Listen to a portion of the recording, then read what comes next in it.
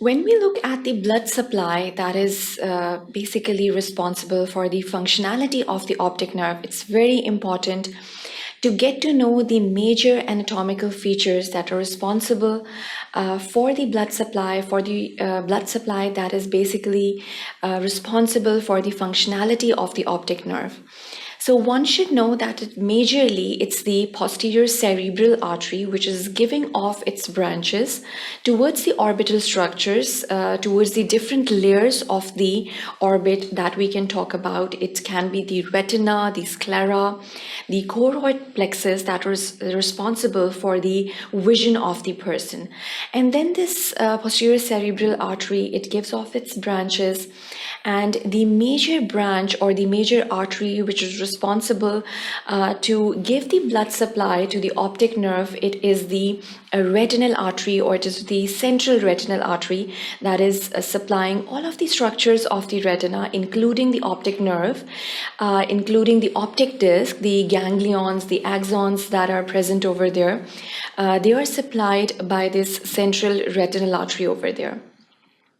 So any occlusion that occurs at the level of the posterior cerebral artery, or the branches of the posterior cerebral artery that are arising midway and even the central retinal artery itself, that can basically give rise to a condition of ischemia. And again, in return, it is going to result in an ischemic condition of the optic nerve, of the retinal structures, of the ganglions or the axons that are present over there. So this is a condition which is termed as the ischemic optic neuropathy over there. Now there are different categorizations of the ischemic optic neuropathy. It can be the anterior ischemic optic neuropathy, and then we have the posterior ischemic optic neuropathy. Whenever we divide this or categorize this into the anterior and the posterior levels, what is the baseline towards this categorization? It's again very important. The portion of the optic nerve that is present in the retina at the level of the entrance, it is basically the anterior pathologies that we talk about. And once this optic nerve has left the globe, it is the retrobulbar, or we also term it as the posterior ischemic optic neuropathy over there. So mainly it is this levels, it is basically the anatomical categorization over here that we talk about whenever we say it is the anterior or either it is the posterior ischemic optic neuropathy. Mainly we are more concerned with the anterior ischemic optic neuropathy because it is going to furthermore result in the retinal damage as well. The vascular structures of the retina are also affected at this level. So we are dealing with this anterior ischemic optic neuropathy over here in this section.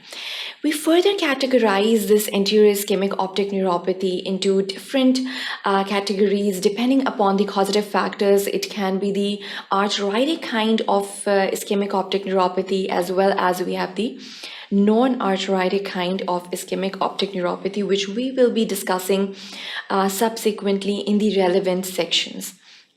So over here, we'll be just giving you an introduction or an overview relating to the anterior ischemic optic neuropathy.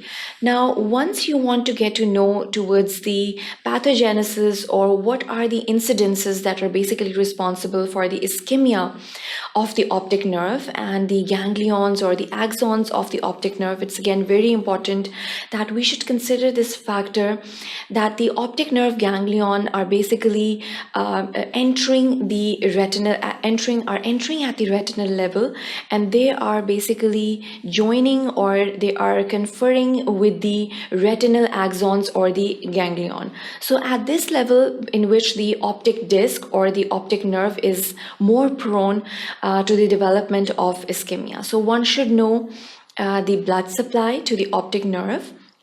That is basically going to result, any hindrance in this blood supply is basically going to result in an ischemic condition, which is furthermore basically complicated by the anterior ischemic optic neuropathy over here. So we'll be first of all discussing, just to give you an overview, we'll be discussing how the structures of the orbit are supplied by the posterior cerebral artery and its branches. Then we'll be discussing the pathogenesis that is related to all of this condition, this pathological condition. What are the factors that are responsible for the development of ischemic optic neuropathy? Now, there are multiple factors, there are multiple causative factors, and even there is a list of risk factors that make the person more prone to the development of ischemic optic neuropathy. We'll be discussing these risk factors even over here, and we'll be dealing with the pathological factors that are directly related to the development of ischemia in the optic nerve.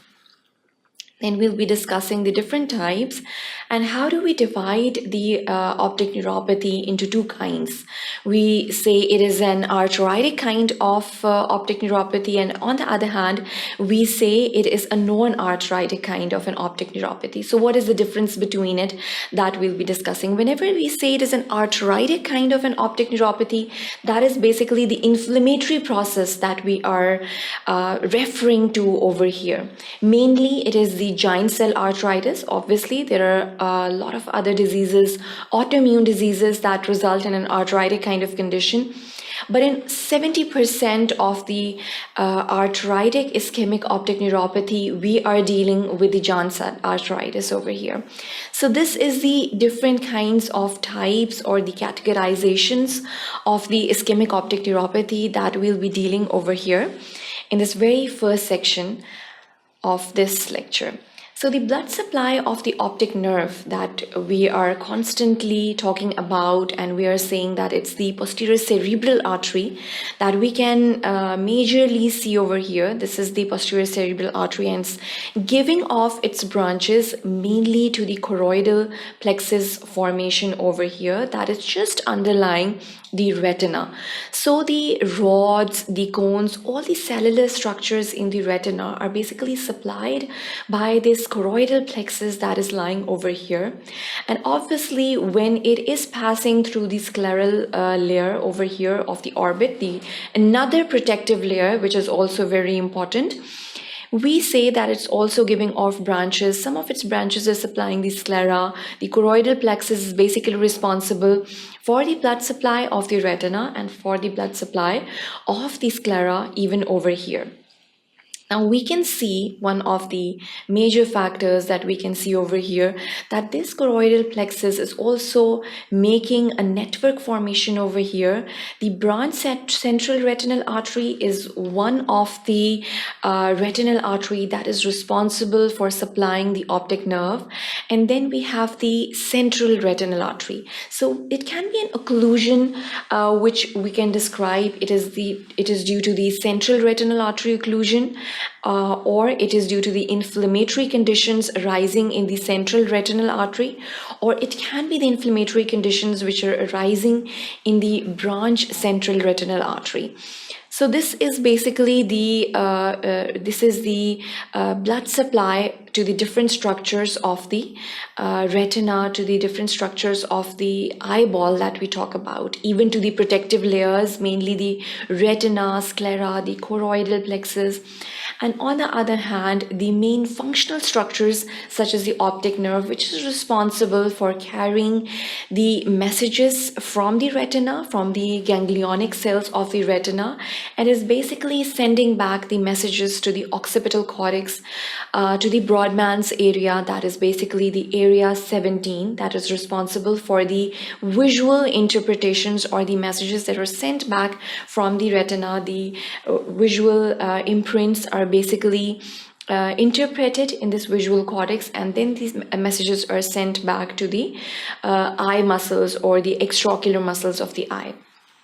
So this is the whole anatomical review regarding this condition, which is known as the anterior ischemic optic nerve that we are talking about, or the neuropathy that we're talking about. Mainly, as we've already focused on these factors, that we divide or we categorize this condition into two kinds, which is basically the anterior ischemic optic neuropathy, and on the other hand, we have the posterior ischemic optic neuropathy, which we'll be discussing furthermore.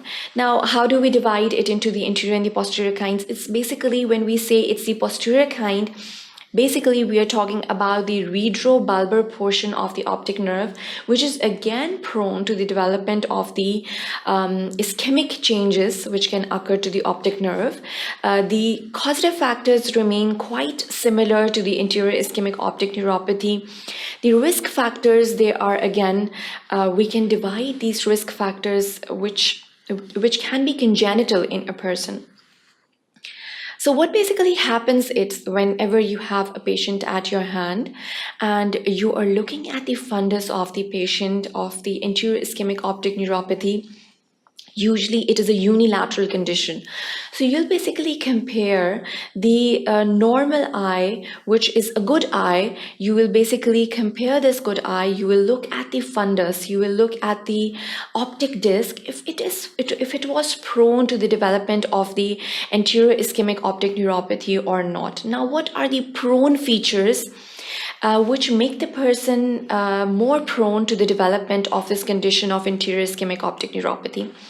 It can be a pallor disc, it can be a crowded disc. Now, this terminology is again very important over here. Whenever we say a crowded disc, we mean that the ganglions and the axons over there are overcrowded and they are more prone to the development of ischemia.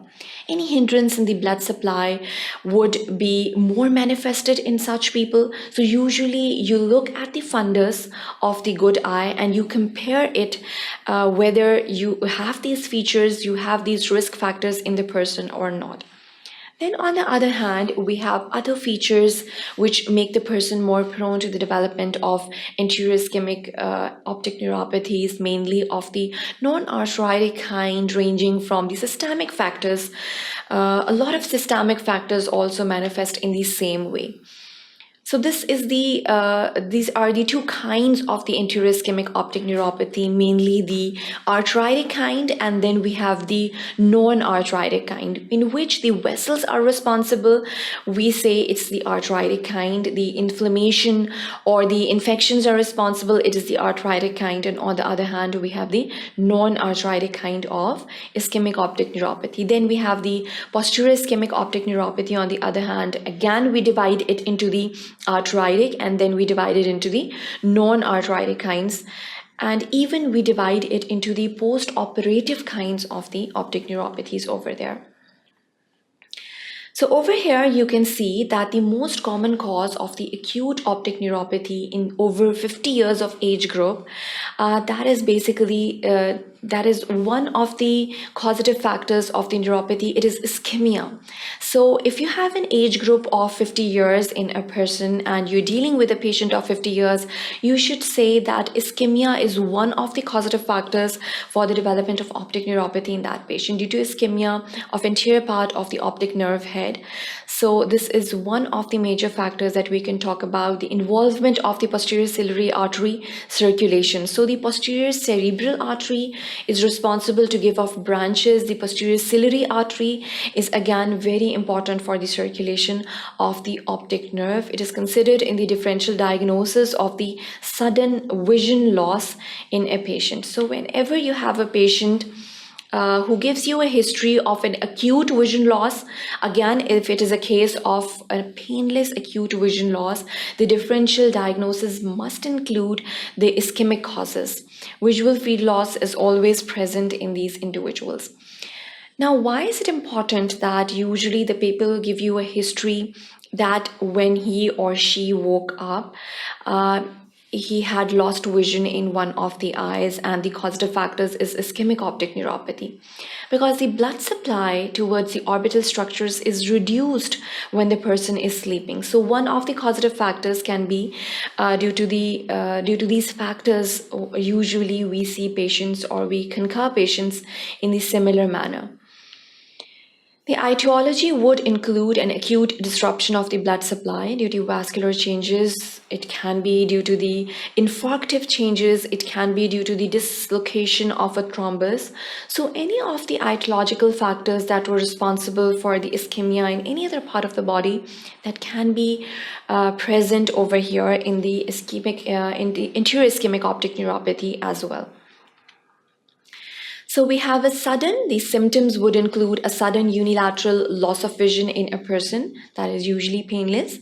Then altitudinal or wedge-shaped visual field defects would be observed in these patients as well, present with the afferent pupillary defect. So whenever you look at the pupils, you would observe that there is an afferent pupillary defect that is also observed in these individuals.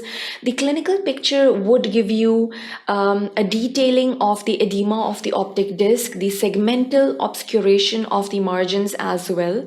And then there is a correlation with the visual field defects. Now, it's again very important that whenever you examine these patients, you perform those Hirschberg's test, whether in an automated manner or in a manual manner, the visual field defects would be present, the abnormal scotomas would be present in such individuals.